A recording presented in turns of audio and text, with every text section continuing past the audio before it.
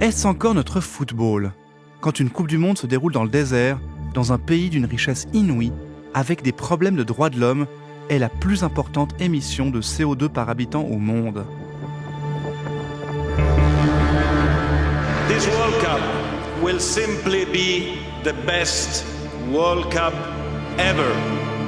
Depuis 2010, c'est devenu la réalité du football actuel.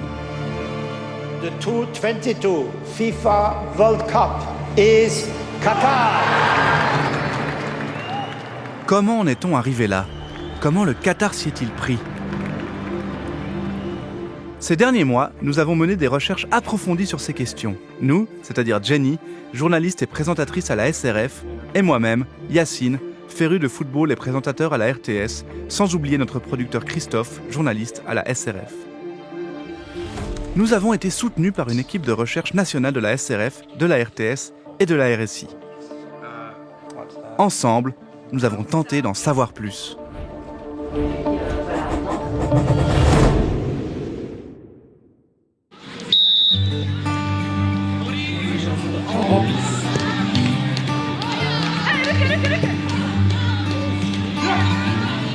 Yacine, das ist doch noch Fußball, oder? In seiner reinen Form eigentlich. Total unkommerziell noch.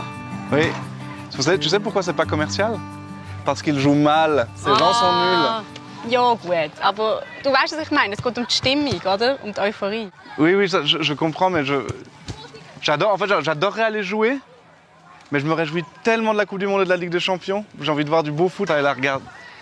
En plus, ils veulent nous tuer avec leurs balles. Aber das heisst, du schaust die WM. Du schaust das Spiel. Mm. Wieso? Ah oui, tout à fait. Je ne comprends pas ce qu'elle me dit. Je vais te demander si tu vas voir. Ah oui, putain, mais je suis débile. Je me réjouis trop de la Coupe du Monde. Je veux dire, j'ai pas raté un match depuis 2002. Toi, tu vas pas regarder la Coupe du Monde cette année? Ich glaube im Fall nicht, nein. Aber mir stört vor allem, nebst der ganzen Kritik, die laut geworden ist, auch so ein bisschen, dass die ganze Atmosphäre flöten geht. Die WM findet statt in Katar dieses Jahr. Wie findest du das? Ich finde es sehr cool. Es ist neu, es ist im November. Ich finde es jetzt nicht so passend. In diesem Land werden die Frauen quasi misshandelt. Ich würde schauen. Ich finde WM-Fußball grundsätzlich spannend. Ich würde nicht viel schauen. Ich würde mich schon ein bisschen weigern. Die Spiele werde ich natürlich anschauen. Ich finde es nicht okay. Aber jetzt ist es halt so und dann schauen wir das auch im Winter. Also man ist relativ skeptisch und kritisch, was die WM angeht. Ça m'a étonné parce que ces enfants sont vraiment très politisés quand même, mais je suis content qu'ils aient un esprit critique et effectivement il y a des questions qui peuvent se poser quoi, parce que quand on voit que le Qatar, pour moi quand ils ont reçu la Coupe du Monde, pour moi c'était un pays comme Chypre ou Malte, en fait ils n'ont pas du tout de culture footballistique alors que Chypre par exemple en a. Das ist eben genau das Interessante. Sie haben keine Fußballkultur, keine Tradition, aber sie setzen voll und ganz auf Sport und machen es zum Teil von ihrer Identität. Comment un pays désertique sans tradition footballistique peut-il décrocher une Coupe du Monde ? C'est ce que nous allons démontrer en 4 étapes. Première étape, acquérir de la légitimité dans le monde du sport. Le Qatar a lancé une véritable offensive sportive ces 30 dernières années, à commencer par le tournoi de tennis de Doha en 1993. Depuis, les événements sportifs n'ont pas arrêté de se succéder et sont devenus de plus en plus importants. Le Qatar, avec ses moyens quasi illimités, s'offre des infrastructures de pointe. Il accueille ainsi des championnats du monde de handball, de cyclisme, de gymnastique ou d'athlétisme. Au total, le Qatar accueille 10 championnats du monde et désormais le NEC plus ultra, la Coupe du monde de football.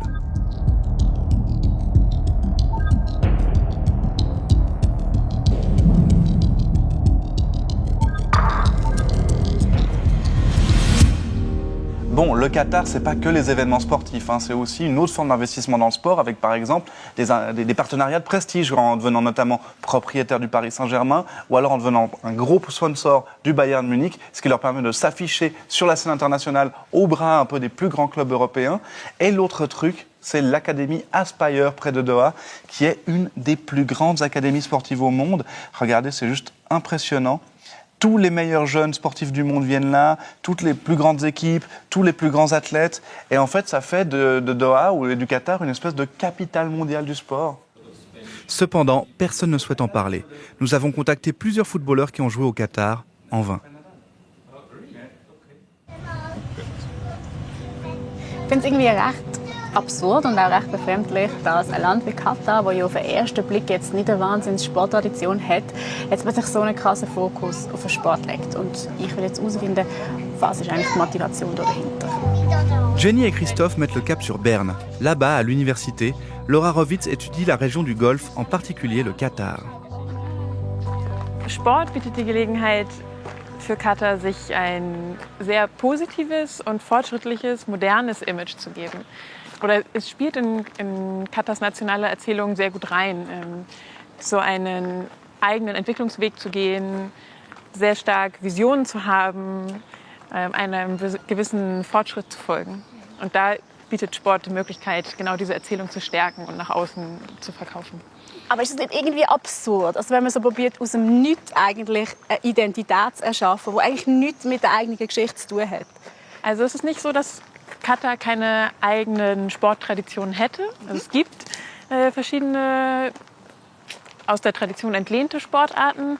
Es gibt die Falknerei, es gibt Segeln, Reiten auf Kamelen, auf Pferden, aber das sind eben alles Sachen, die zwar so folkloristisch neu belebt wurden, aber Fußball gehört definitiv nicht dazu. Le Qatar, un petit état désertique sur le golfe Persique, à peine un quart de la superficie de la Suisse. Un émirat à cheval entre deux grandes puissances, l'Arabie Saoudite et l'Iran. Ces dernières font régulièrement pression sur le Qatar, ce qui explique notamment pourquoi l'attention internationale constitue un bien essentiel pour les Qataris. Le Qatar a longtemps été sous tutelle britannique. Ce n'est qu'en 1971 que le pays a acquis son indépendance. Depuis, il se pose la question de l'identité qu'il souhaite se donner. La loi qatari repose sur la charia, soit sur ce qui est consigné dans le Coran. L'homme fort du pays, l'émir Tamim bin Hamad Al Thani, souverain absolu des près de 3 millions d'habitants. Mais seule une minorité d'entre eux sont effectivement qataris. Près de 90% sont des travailleurs immigrés, essentiellement des ouvriers du bâtiment et des employés de maison. Leurs droits sont restreints. Il en va de même pour les femmes, qui par conséquent sont quasi invisibles en public. Les principales sources de revenus du pays, le pétrole et avant tout le gaz naturel, qui représente la moitié du produit intérieur brut. Et c'est là que réside la deuxième motivation de l'offensive sportive qatari. Katar ist dafür bekannt, dass sie enorme Erdgasressourcen haben, aber diese Ressourcen sind endlich und da kommt jetzt eben die Frage nach einer Diversifizierung der Wirtschaft, nach einer Neuausrichtung der Wirtschaft auf. Und Katar versucht da eigentlich, wie auch viele andere Staaten in der Region, stärker in Tourismus, in das Transportwesen, in Bausektor und so weiter zu investieren. Okay, also es geht in dem Fall im Endeffekt doch auch ums Geschäft und ums Geld und um einen Versuch, dann die Identität auch mit einer Einnahmensquelle zukünftig zu verbinden. Ja, definitiv. Also ich glaube, dass Fußball auch ein Geschäft ist, dass sich bei Fußball Politik und Geschäft vermischen, das können wir auch in Europa beobachten. Dazu brauchen wir eigentlich gar nicht so weit gucken. Das ist was man schon lange sehen kann. Und bei Katar ist es eben so, dass man Katar jetzt versucht, als Wirtschaftsstandort attraktiv zu machen. Man möchte internationale Investoren anziehen, man konkurriert mit den anderen kleinen Golfstaaten um internationale Märkte. Und in dieser Rivalität ist es eben wichtig, sich eine eigene Identität, ein eigenes Image aufzubauen.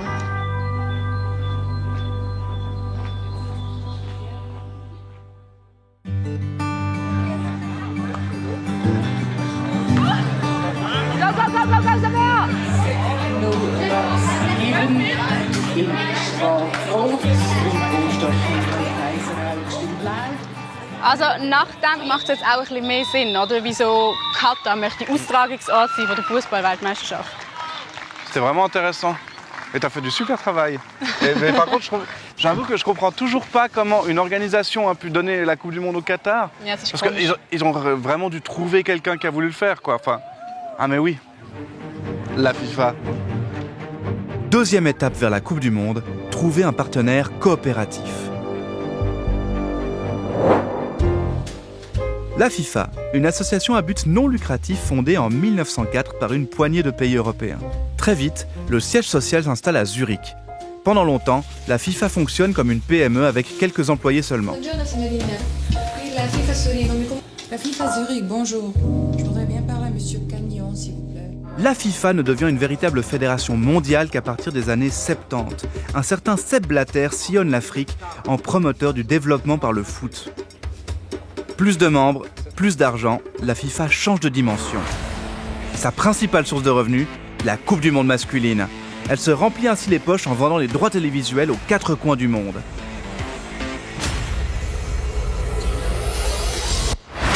La petite FIFA est devenue la plus grande fédération sportive du monde.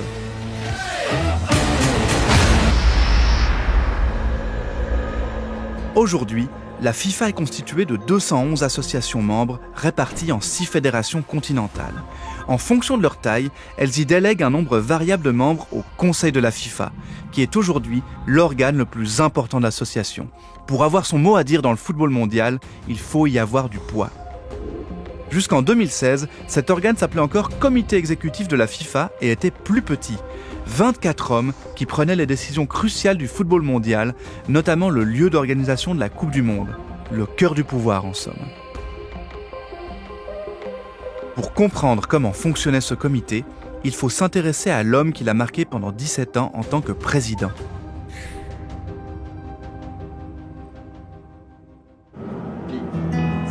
À la recherche d'indices, nous prenons la direction du Valais, le canton d'où sont originaires les 2 derniers présidents de la FIFA.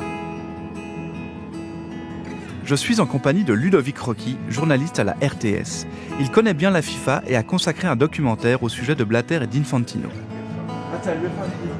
Nous nous rendons au plus profond du Valais, à Ulriken, le lieu d'origine de Sepp Blatter. Welcome. Oh.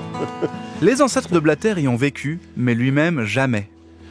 Ça sent pas, même tout rien ne sent la même odeur. C'est dingue. On y trouve malgré tout un lieu qui lui est dédié. On va passer derrière ce petit tunnel. On a Lucerne là d'un coup. Ouais. C'est directement à côté de la gare, de l'autre côté du Rhône. Voilà, ça commence à plus sentir la campagne. Il est là. Tu vois. Ah, le voilà. Ah oui. Ah oui, c'était plus... Il est bien caché.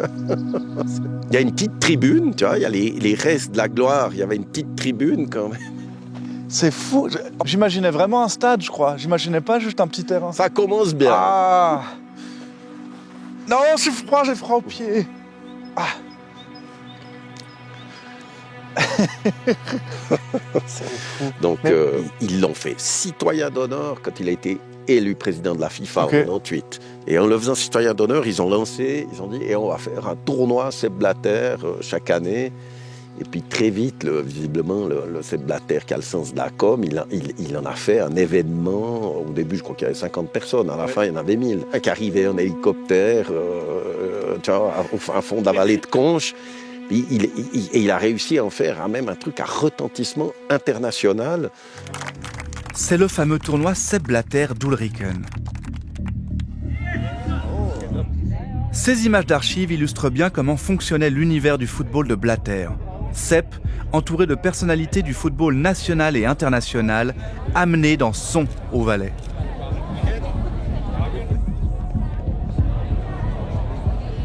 Es ist doch etwas Schönes, wenn man die gewisse Popularität hier spürt, die kommt aus dem Herzen und die ist nicht gespielt. Und das ist denen mal gut. Une image presque parfaite du monde du foot, avec à sa tête le roi Blatter. Aujourd'hui, il ne reste plus grand-chose des faces d'antan. D'ailleurs, le dernier tournoi a eu lieu en 2015. Et attendez, parce que là, il y a le truc pour faire les lignes du terrain. C'est ce truc rouillé. C'est de la merde.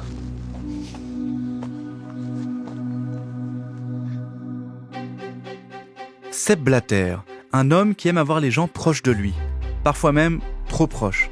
Ses relations avec l'Afrique, en particulier, sont sujettes à controverse. De même qu'avec le Qatari Bin Hammam, un dirigeant de longue date de la FIFA. En 1998, il soutient Blatter lors de son élection à la présidence. Monsieur Joseph Blatter, 111. Cela fit sensation. L'outsider Blatter succède au Brésilien João Havelange. D'emblée, des rumeurs circulent sur des votes achetés et des enveloppes contenant de l'argent. Faites tout le bon travail. Was war in diesen Kuverts, die ihr hier im Vorfeld verteilt habt, Herr Blatter? Also, das ist alles zusammen ein grosser Mist. Und Corinne, wir gehen wieder dran. Das ist alles zusammen ein grosser Mist. Warum ist es ein grosser Mist? Was habt ihr richtig erklärt, Herr Heldig, und warum haben sie euch so zitiert?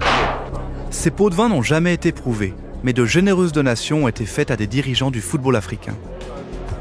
My transport, my plane, my accommodation, everything is paid by Mr. Hammam. He gave us the courage to fight, to take Mr. Blatter forward, and it's fantastic.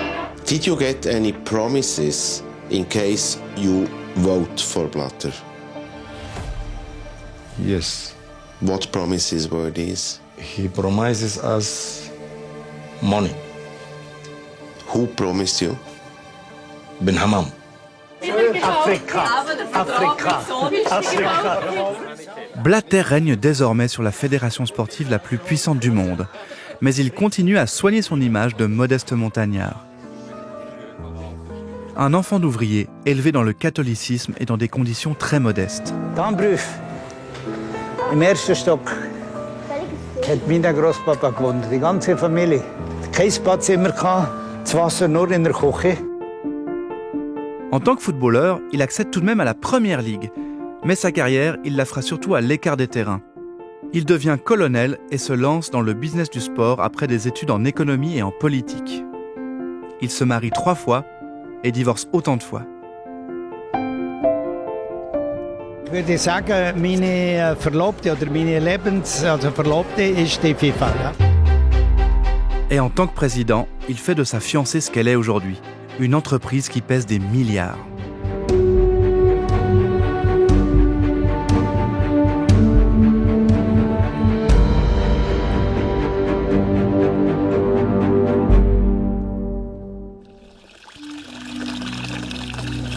De retour à Ulriken. Et on va pas se mentir, le contraste avec la FIFA et ses milliards est saisissant. Et vous pensez que c'est un vrai amoureux du football ou que c'est juste un businessman? Non, il a une passion, il a une vibration. Il est toujours obsédé par la trace qu'il va laisser dans l'histoire. Il n'est pas intéressé que par l'argent, parce qu'autrement il se serait retiré, il aurait disparu, et voilà. Est-ce que c'était le premier président de la FIFA qui a amené ses connaissances managériales? Au-delà d'un président, il avait plus l'air d'un grand patron d'une grosse entreprise que d'un président d'association. Mais il s'en vante, il le revendique.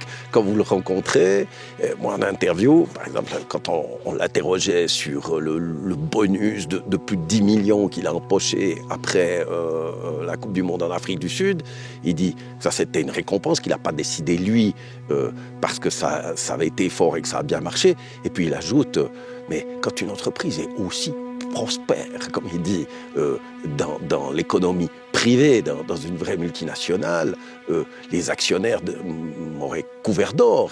Mais disons que le gros argent, oui, est venu à son époque avec, en premier lieu, cette monétisation des droits de télévision. Bon, à moins que tu aies envie de faire une rencontre. Je crois que ça va. C'est sûr qu'il y a quelqu'un. Juste marcher comme ça. Les droits télévisuels, c'est ce qui va résolument faire la lumière sur les flux financiers douteux au sein de la FIFA, comme en témoigne le scandale ISL en 2010. ISL, c'est une société basée à Zug. Pendant des années, elle a vendu les droits télé pour le compte de la FIFA. C'est un business énorme où des dirigeants de la FIFA ont accessoirement encaissé des millions en pots de vin. Cette affaire a été révélée en 2010, peu avant l'attribution de la Coupe du Monde au Qatar.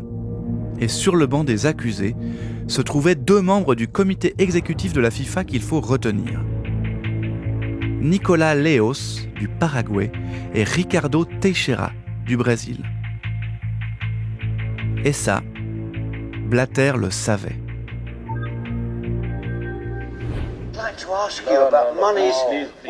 Le journaliste britannique Andrew Jennings a confronté Teixeira et Leos aux accusations. We wrote asking him to explain the payments. He didn't respond, so I tried to catch up with him at a luxury hotel in Zurich. Senor Leos, did you take bribes from the ISL company? Senor Leos, a usted tomado soborno de ISL? Si ou non? Like Michael Moore, you know. Hello, Mr. Teixeira. Could we talk to you, please? Did you take your bribes through the Salud company? What were those payments from the ISL company for? Mr. Teixeira? Oh dear. Là, Michael Moore à fond, Michael Moore, vraiment.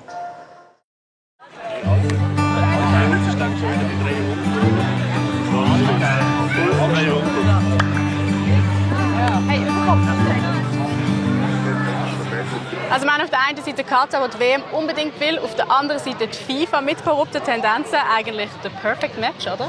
Oui, il y a quand même un challenge parce qu'il fallait convaincre les 24 membres du comité exécutif de la FIFA, enfin les 24 mecs, parce qu'évidemment il n'y a pas de filles, et ça c'était un challenge. Ja, stimmt, und es sind sogar nur 22, nicht 24, weil 2 Herren sind schon vorher rausgeflogen. Venons-en maintenant à l'étape décisive, gagner l'élection, et donc convaincre le comité exécutif de la FIFA, quoi qu'il en coûte. Einen Weltcup kann man nicht kaufen. En octobre 2010, quelques semaines seulement avant l'attribution de la Coupe du Monde, il s'avère clairement que les membres du comité exécutif de la FIFA sont achetables. Le journal britannique Sunday Times tend un piège à 2 d'entre eux. Le journal leur propose de l'argent afin qu'ils votent pour les États-Unis comme pays hôte de la Coupe du Monde et filme le tout avec une caméra cachée.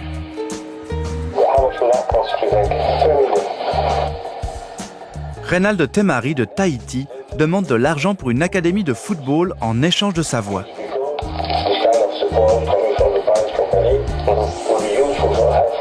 Amos Adamu du Nigeria souhaite des terrains de football dans sa patrie en échange.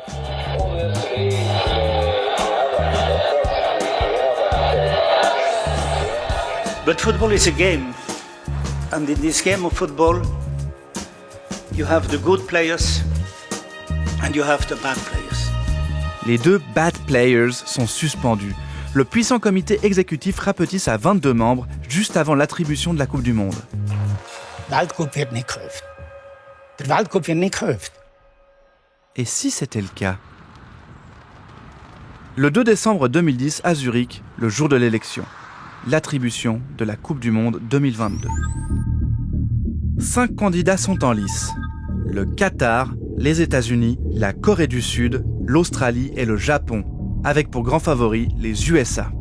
I hope that you feel, as I do, that the United States would make an excellent host. Au 4e tour du scrutin, la course se joue entre les États-Unis et le Qatar. Et puis... The winner to organize the 2022 FIFA World Cup is Katar.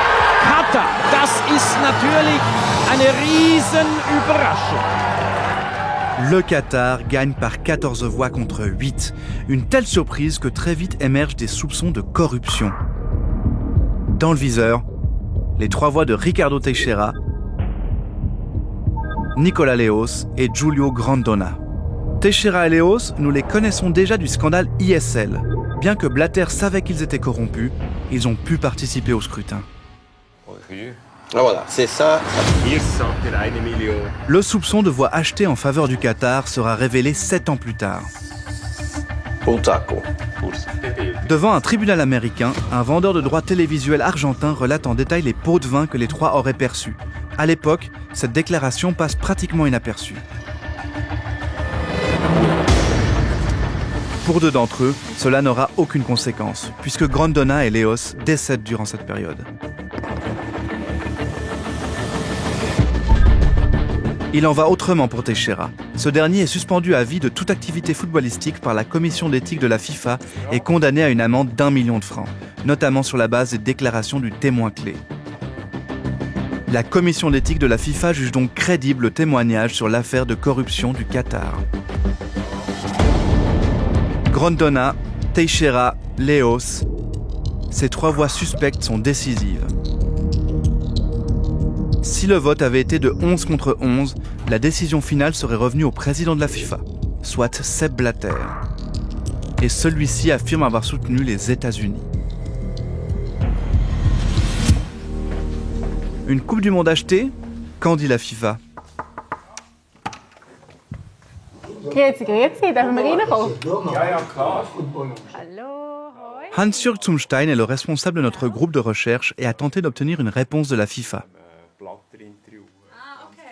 Monatelang ist nichts passiert. Ich habe immer wieder geschrieben und gefragt, wenn es eine Antwort kommt. Ich habe 2 eingeschriebene Briefe geschickt mit einem Ultimatum, einer Frist, weil wir ja die Antwort haben geben. Und was ist passiert? Nach 4 Monaten ist eine Antwort gekommen. Es waren eigentlich im Prinzip 2 Sätze, die sie da geschickt haben, also zu dieser Frage, wo sie sagen, es stimmt alles nicht. Es ist alles ganz falsch. Sie schreiben, in der Entscheidung von der FIFA-Ethikkommission sei nie von Bestechungsgeld im Zusammenhang mit Katar die Rede. Das ist falsch. Das ist explizit drin. Hans-Jürg parle du jugement du comité d'éthique de la FIFA à l'encontre de Teixeira en 2019.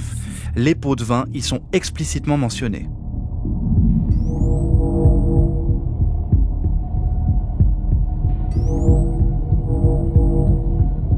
Par conséquent, la réponse de la FIFA est discutable et la prise de position n'est pas non plus correcte sur un autre point. Der Gianni Infantino respektive schreibt, es habe ja über das detaillierte Untersuchung gegeben, das sogenannte Garcia-Report. Und der hat eigentlich gezeigt, dass keine Bestechung rund um Katar passiert ist. Zum Garcia-Report muss man sagen, der war 2014 fertig gewesen, also nicht 2017, wie sie da so ein bisschen suggerieren, dann ist er publiziert worden. Aber wie erklärst du dir die Reaktion von Seiten der FIFA? Also, ich denke, die haben einfach das Gefühl, das ist mir gleich, oder? Das ist uns gleich, was das Schweizer Fernsehen publiziert rund um das. Le Qatar a atteint son objectif. La construction des stades est lancée. Mais ce qu'on sait aujourd'hui, c'est que l'ombre de la corruption ne concerne pas que le Qatar. D'autres prétendants à la Coupe du Monde auraient fait de même, notamment l'Australie.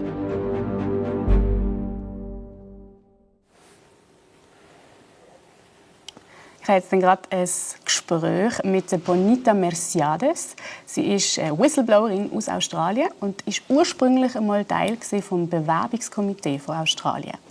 Und sie hat dann das Buch da geschrieben, das heißt Whatever It Takes. Und in dem beschreibt sie eigentlich Schritt für Schritt, wie eben auch Australien versucht hat, die WM zu kaufen. Hello. Hello. Hello. Do you hear me? I can hear you, yes. Perfect, perfect. And Australia ended up investing about 50 million in government funding to buy the World Cup. What do you think? Why did Australia still fail? Well, the $50 million from government funding that went into Australia's bid was for a number of things. I mean, one, it was to pay for legitimate costs. But to this day, there remains questions about where some of that money went or to whom that went. I mean, for example, we know absolutely certainly that approximately $500,000 went to support the development of a football stadium in Trinidad and Tobago that happened to be at a club owned by Jack Warner. And that money didn't turn up in the Trinidad and Tobago Football Association. It turned up in Jack Warner's bank account. Now, that's a fact, an undisputed fact. And that payment was made less than 2 months before the vote for the bid.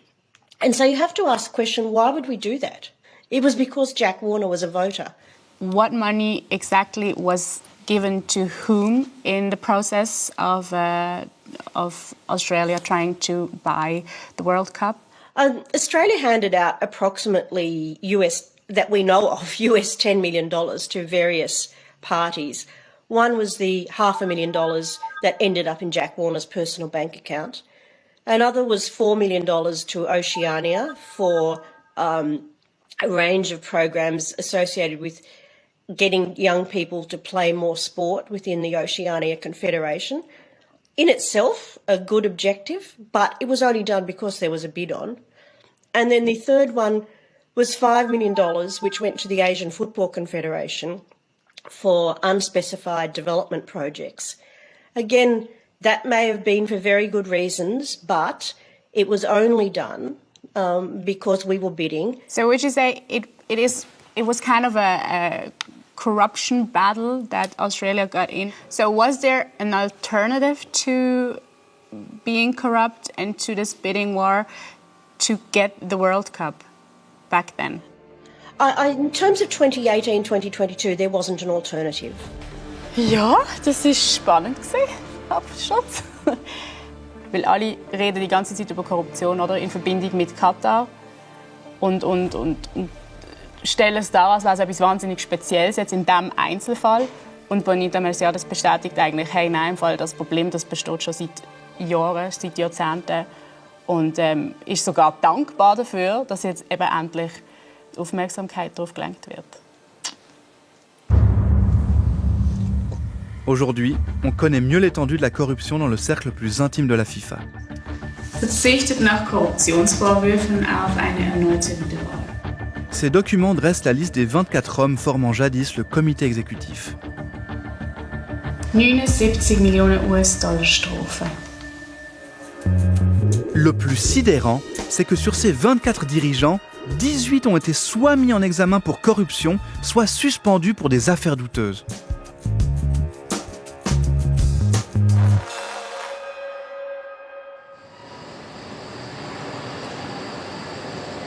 Ich hole jetzt sogar Silvia Schenk ab. Sie ist Korruptionsexpertin aus Deutschland und ich möchte von ihr wissen, welche strukturellen Voraussetzungen bei der FIFA eigentlich dazu geführt haben, dass Korruption dort begünstigt worden ist und auch, ob sich mittlerweile etwas geändert hat. Punktlandung, da ist es, oder? Frau Schenk, hallo. Freut mich sehr. Mein Name ist Jennifer Bosshardt. Freut mich, hallo. Silvia Schenk se bat depuis des années contre la corruption et en faveur d'un sport propre, avec un accent mis sur la compliance, à savoir le respect des règles et de l'éthique par les entreprises et les organisations.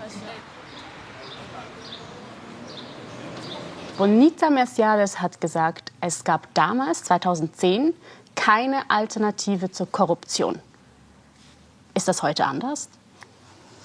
Das kann ich jetzt nicht 100% sagen, aber es sind seitdem ja eine ganze Menge Veränderungen eingeführt worden. Es entscheidet nicht mehr das Exekutivkomitee, das gibt es gar nicht mehr, das heißt jetzt Council bei der FIFA, sondern es entscheidet der Kongress.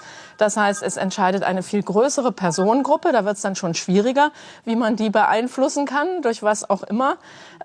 Und zum anderen sind ganz andere Compliance-Anforderungen inzwischen aufgestellt. Also insofern ist es zumindest sehr, sehr erschwert worden. 100% kann man nirgends, auch nicht beim SRF übrigens, Korruption irgendwo ausschließen. Wenn wir aber zurückgehen, 2010, was hat dann damals Korruption begünstigt? Welche Struktur? Also bei der FIFA gab es bis zu den beiden Reformprozessen 2011, 2012 und dann nochmal nach 2015, 2016 erstens ganz, ganz lange Amtszeiten. Blatter sprach ja auch immer von der Fußballfamilie. Man kannte sich, man war miteinander befreundet. Was ein Interessenkonflikt ist, wusste keiner. Man half sich untereinander. Es fehlte auch an Diversität. Und vor allen Dingen, es fehlten die Frauen. Und es fehlte eben, dass immer mal neue reinkamen, die dumme Fragen gestellt haben. Weil dumme Fragen wirbeln ganz schnell etwas auf. Und dann kann man nicht mehr so handeln wie vorher. Die Compliance, die Sie vorhin bereits angesprochen haben, die wurde jetzt 2014, 2015 eingeführt. Was hat sich denn konkret verändert seither? Also es hat sich, wie gesagt, deutlich was in der Compliance gewandelt. Es hat sich aus meiner Einschätzung, manche Journalisten sehen das anders, die Frage der Einzelmacht des Präsidenten gewandelt. Also Blatter hat sehr viel mehr Dinge einfach durchgezogen. Bei Infantino sehen wir ja, was alles bisher nicht so geklappt hat. 2-Jahres-Rhythmus für die Weltmeisterschaft oder anderes. Der muss sehr viel mehr ausbalancieren. Die Machtverhältnisse haben sich etwas mehr demokratisiert, würde ich sagen. Der öffentliche Druck, die öffentliche Beobachtung ist auch noch mal stärker geworden. Das hilft der FIFA. Was könnte sich denn noch verändern oder was würden Sie sich noch wünschen, was angepasst werden würde, damit man wieder, ich sage jetzt mal, mit einem guten Gefühl Fußball schauen kann und sich über Korruption keine Sorgen machen muss? Das Problem ist, Sie müssen die ganze Welt ändern. Mich hat mal ein Journalist gefragt, wann ist der Fußball und die FIFA sauber? Habe ich gesagt, wenn die Welt sauber ist. Wenn Sie jetzt auf den FIFA-Kongress gehen, da haben Sie 211 nationale Verbände. Wir haben ganz viele Länder in der Welt, die mit Alltagskorruption, mit Korruption im gesellschaftlichen Leben, in der Politik und so weiter zu tun haben. Wer wird denn in einem hochkorrupten Land Präsident vom Fußball oder vom Schwimmverband oder vom Leichtathletikverband? Eine Person, die sich in einem korrupten Umfeld durchsetzen kann. Es gibt in jedem Land integre Personen. Gar keine Frage. Die sitzen in vielen Ländern allerdings eher im Gefängnis, als dass sie Präsidenten eines nationalen Sportverbandes sind.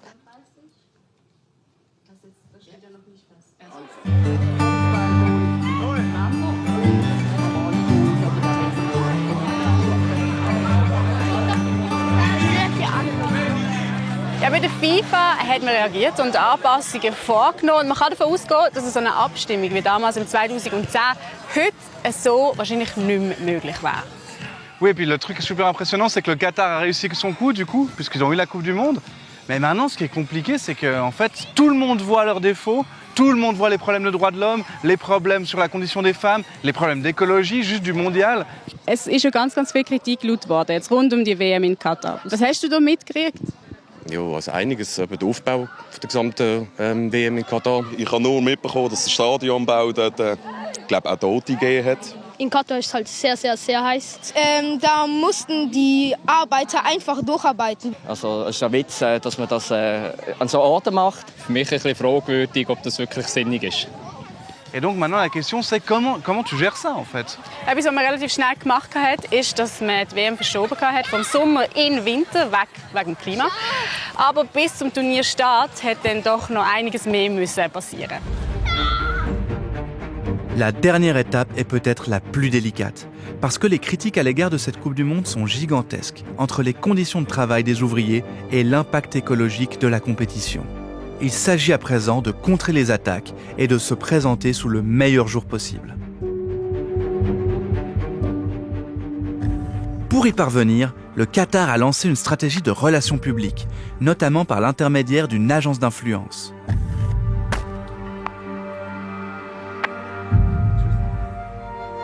The winner is FIFA.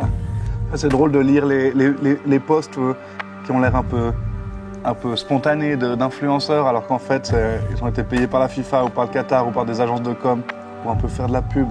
Donc si jamais vous voyez vos influenceurs et influenceuses préférés sur Insta qui tout d'un coup sont pas mal à Doha, peut-être qu'il y a une raison derrière, comme Dubaï d'ailleurs. Lothar Matthäus. Des ambassadeurs prestigieux sont sollicités, comme les ex-footballeurs Yaya Touré, Lothar Matthäus ou David Beckham. Et bien entendu, ils sont rémunérés pour leurs apparitions.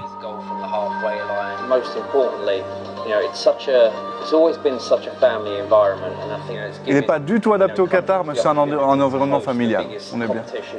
Et moi, je me demande toujours avec ce genre de vidéos, est-ce qu'il y a des gens qui croient vraiment en regardant ça, qui se disent un peu ah mais ça a l'air sincère, ça a l'air d'être un truc bien. C'est là qu'il entre en scène. Gianni Infantino, l'ambassadeur du Qatar. This World Cup will simply be the best World Cup ever.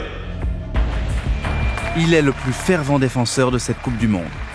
It's actually 3 persons who died. Three is 3 too many. FIFA's green card for the planet. Et il s'entend aussi très bien avec les puissants de ce monde.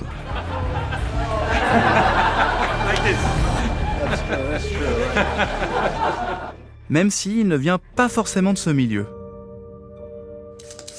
Es war ein kleiner Piccolino, ein kleiner Verwandter, aber liebenswerter Verwandter. Ses parents s'installent en Valais, à Brigue, dans les années 60. Ce sont des travailleurs immigrés italiens. Le père est ouvrier, la mère vendeuse dans un kiosque, et le petit Gianni lit les gazettes et rêve de football. Il étudie le droit et devient plus tard secrétaire général de l'UEFA.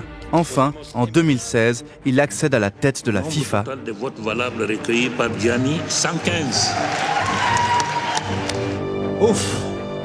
Le Piccolino fait désormais partie des grands et la Coupe du Monde au Qatar devient son projet de prestige. En janvier 2022, il s'installe lui-même temporairement à Doha. If we can make this place really vibrate, okay? I count 1, 2, 3, and then I want to hear Qatar, Qatar, Qatar, okay? 1, 2, 3. See you very soon. All the best. Thank you. Oui, le président de la FIFA est définitivement amoureux du Qatar. Infantino. Avec Ludovic Rocky, nous nous rendons à Brigue, là où Infantino a grandi.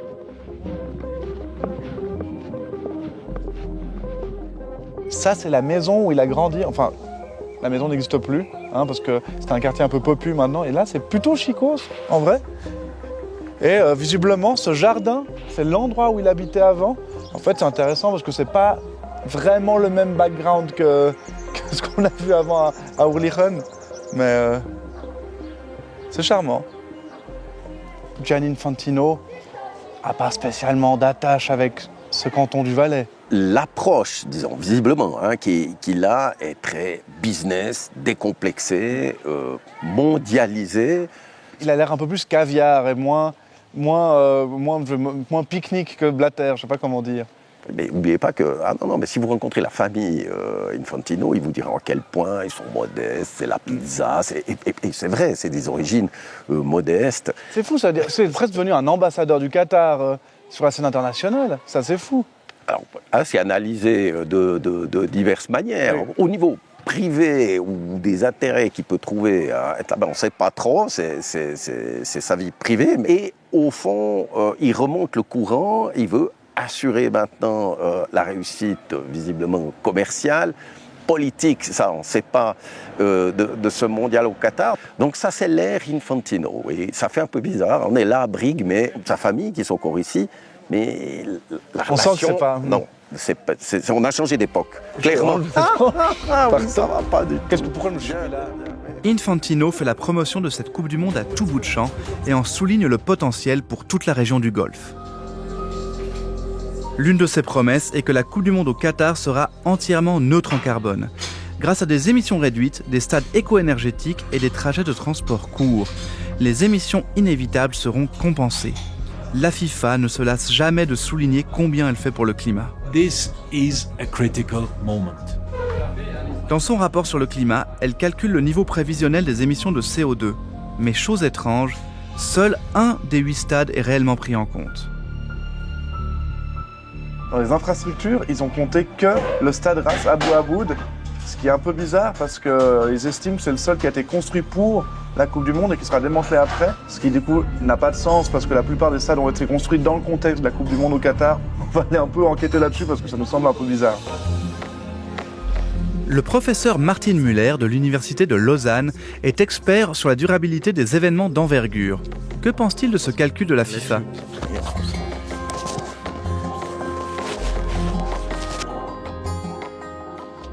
C'est normal, c'est quelque chose qui est fréquent. Est-ce que c'est une forme de triche un peu dans les rapports de la FIFA ?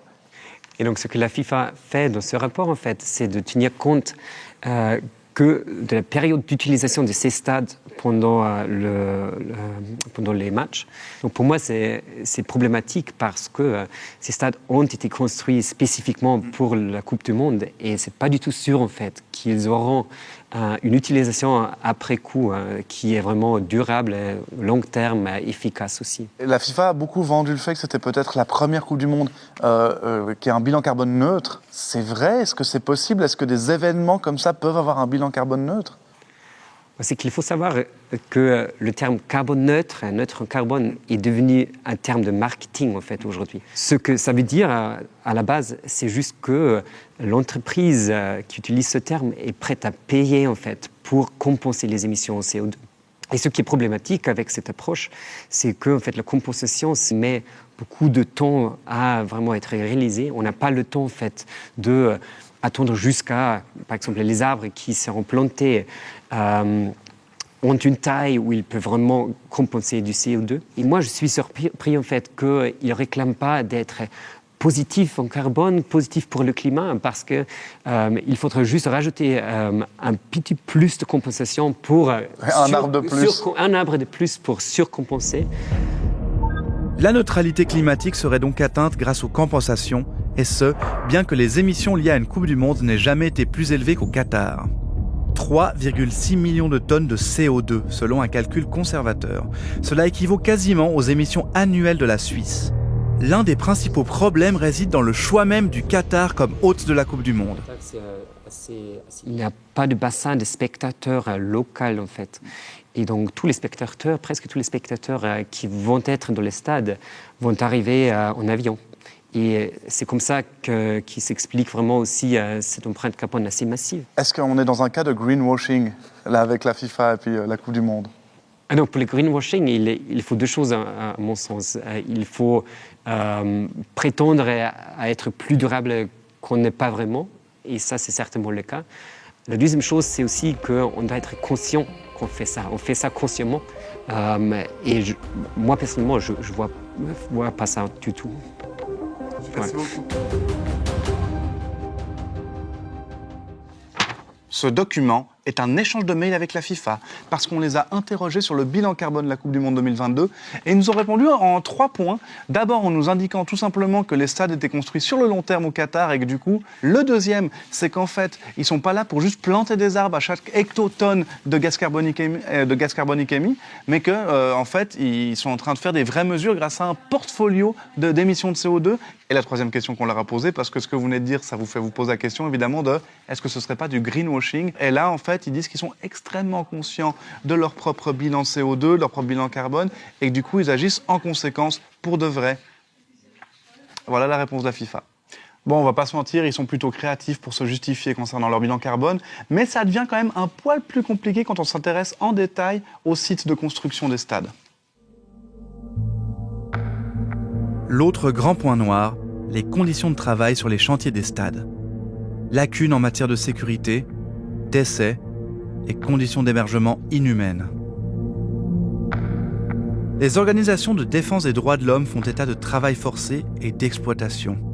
Cette pression des ONG a finalement fait son effet.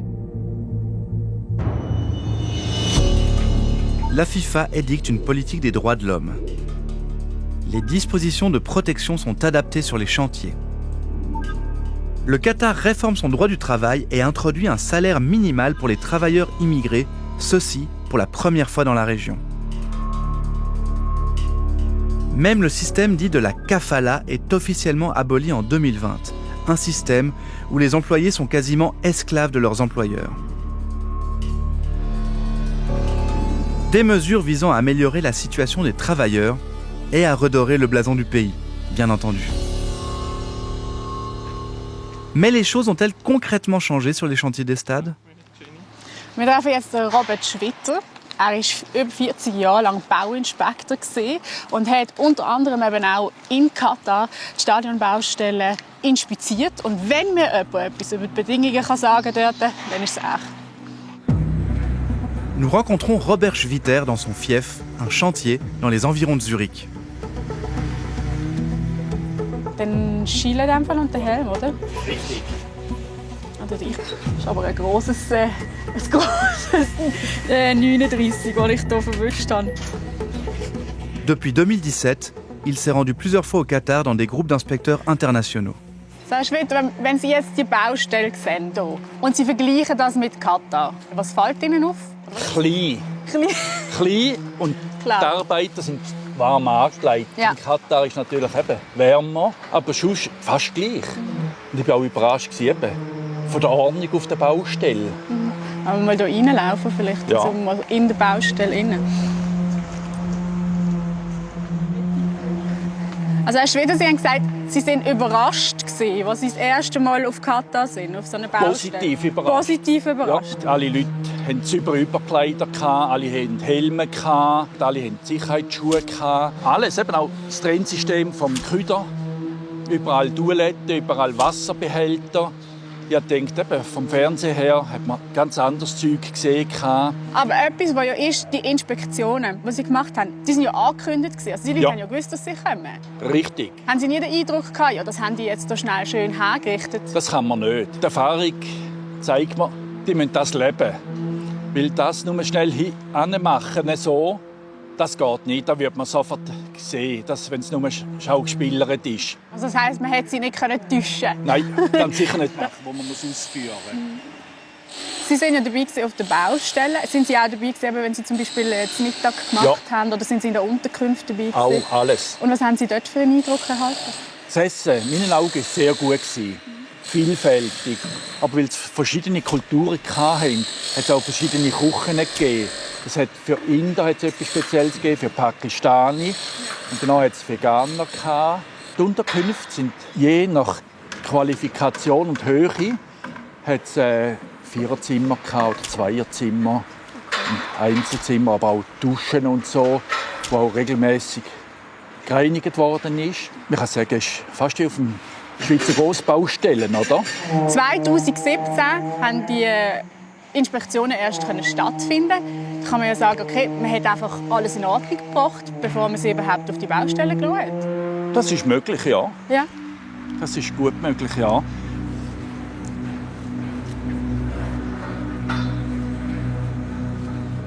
Also ich bin eigentlich sehr beeindruckt. Der Schwede hat jetzt ein ziemlich positives Bild gezeichnet von der ganzen Situation auf diesen Stadionbaustellen in Katar. Aber ich frage mich jetzt halt, wie ist es sonst auf anderen Baustellen in Katar? Wie geht es den anderen Arbeitsmigranten? Und vor allem auch, wie nachhaltig sind die ganzen Verbesserungen? Rita Schiavi a la réponse à ces questions. Elle aussi s'est rendue au Qatar à plusieurs reprises. En tant que déléguée d'UNIA, elle s'est engagée en faveur des droits des ouvriers au sein d'une confédération syndicale internationale. So, hört man's? Gut. Ich würde jetzt mal böse sagen, wo wir mit den Inspektionen angefangen haben, sind schon die meisten Sachen gut gewesen. Da haben sie schon vorher angefangen zu verbessern. Sie haben ja schon 7 Jahre Zeit gehabt. Genau. ja, wobei gut gebaut worden ist so ab 14, 15. Was genau haben Sie oder haben Sie mit Ihren Gewerkschaften können erreichen in Katar? Also wir haben auf den Stadionbaustellen und ich lege Wert darauf. Wir haben nur die Stadionbaustellen inspiziert. Das sind etwa 40'000 Arbeiter gewesen, aber es hat noch etwa 1 Million sonstige Bauarbeiter in Katar. Für die haben wir sehr viel erreichen. Jetzt werden die Standards, glauben Sie, die Standards werden irgendwann für alle katarischen Baustellen gelten? Wir möchten das natürlich und man muss sehen, es hat schon eine Ausstrahlung über die Stadionbaustellen raus. Weil, wie gesagt, die Firmen, die die Stadien bauen und auch anders bauen, die wenden die gleichen Standards an, auch bei anderen Bauten.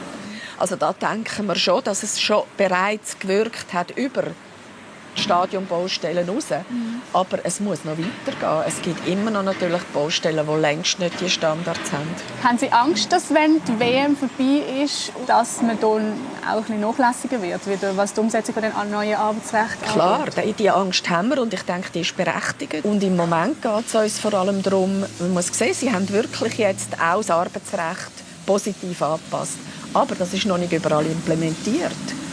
Und da wollen wir noch eine Rolle spielen. Also wir wollen wirklich schauen, dass garantiert ist, dass sie das überall umsetzen, dass die Leute überall die Rechte auch überkommen, können einfordern.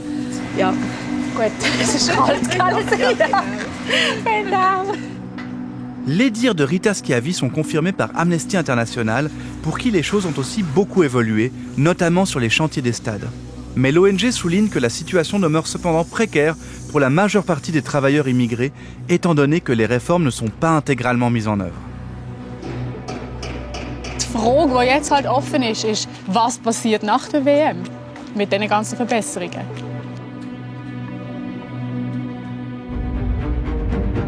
Comment un pays désertique sans tradition footballistique peut-il décrocher la Coupe du Monde? Ça semblait improbable, le Qatar l'a fait. Ceci par le biais d'une offensive sportive, d'un vote entaché par des soupçons de corruption et par une intense campagne de com plus ou moins concluante.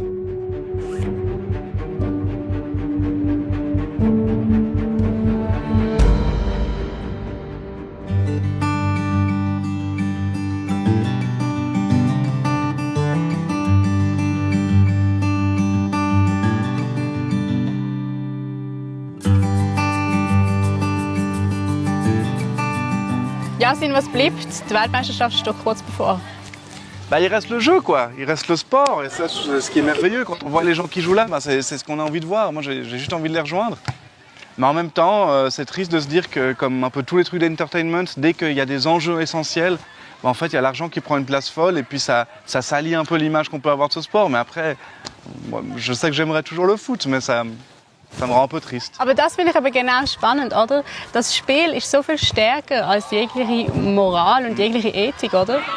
Bah, je suis assez d'accord parce que j'ai beau trouver que c'est le plus beau jeu du monde, j'ai beau adorer le foot depuis que je suis gamin. En fait, ça reste un jeu et puis le fait qu'il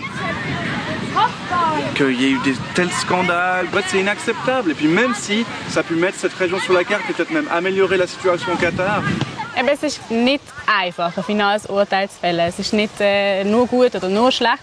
Und ich finde es wichtig festzuhalten, oder, dass es auch für uns wahnsinnig schwierig ist. Und wir hoffen, dass wir euch wenigstens mit diesem Film haben können, ein differenziertes Bild zeigen.